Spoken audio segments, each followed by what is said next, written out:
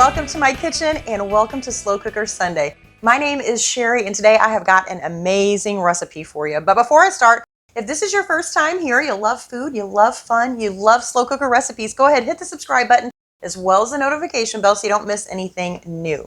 Okay, so today's recipe is for apple cinnamon French toast casserole.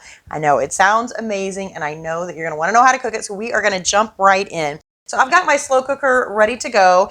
And what I did was I took a full loaf, a pretty large loaf of French bread, and I just cut it up into cubes. And I just lost them in the floor, but that's okay. The dog will be happy. I also have a couple of apples that I've chopped up here. You can use whatever kind of apple you like. I've got about a half a cup of raisins. What I don't have is probably a slow cooker big enough. Hopefully we have room in here today. I've also got about a half a cup of chopped pecans, so I'm going to sprinkle that on top as well.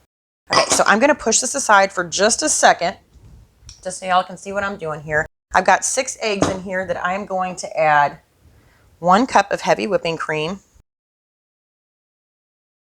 I'm also going to add in about 3/4 of a cup of sugar. And then I'm also going to add in 1/4 cup of maple syrup. And then I've got 1/4 cup of melted butter. And you know what? We better grab our bowl that we had our bread in because I don't think I got anything out that was big enough today. Oops. Got all the sugar in the bottom there. Let me grab my whisk. All right, and then 2 other things we're going to add is about 2 teaspoons of cinnamon. And then a little bit of nutmeg, which I have got to grab. Let's see, is it in here? Yep. Grab my zester here. So I've got, I don't know if it's considered fresh nutmeg, but I guess it's not fresh, but it's not the powdered stuff. So if all you have is the powdered stuff, that's fine. And this is optional too. You don't have to put nutmeg in. I just love the flavor that it gives though.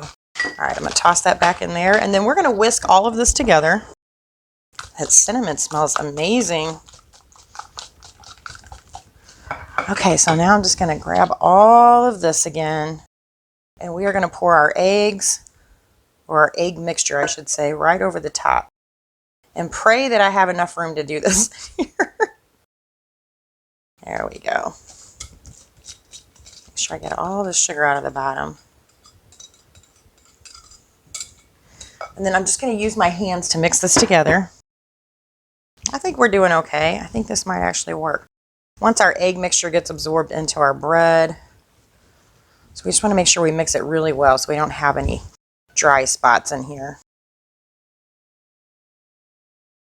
All right, I think that looks good. So I'm just going to replace the lid on here and I'm going to let this cook on low for about 3 to 4 hours.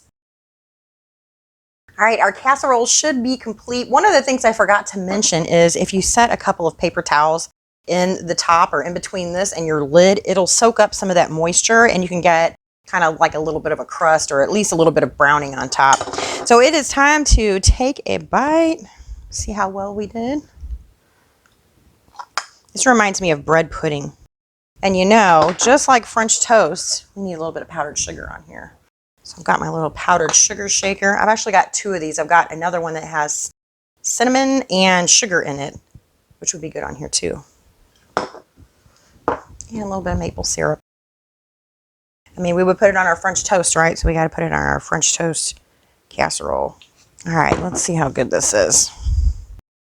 I bet you could make this for a dessert too. You could serve this with some ice cream. It smells so good. Well, if I can get a piece in my mouth.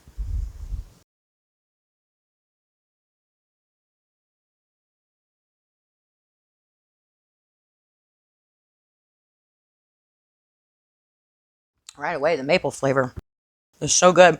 And I think that little bit of nutmeg just makes all the difference too. Of course, I love the crunch of the pecans in there. I think this is actually better than French toast because instead of sitting and dipping all the slices and flipping them, you just mix all this together and just put it right in your slow cooker. So, so good. And I'm also wondering, not if you could just do it for a dessert, but maybe you could do this like as an overnight one. So last week I did overnight breakfast casserole and it had sausage and eggs and all that. So if you had a couple of slow cookers, you could probably do both of these. And you could have like an entire breakfast ready to go in the morning. But that casserole I made was kind of like an all-in-one breakfast too. But I think these would be very complementary to one another. So if you want to check that out, I will post that video right here. And I thank you so much for watching. I'll see you next Sunday with another slow cooker recipe. Bye.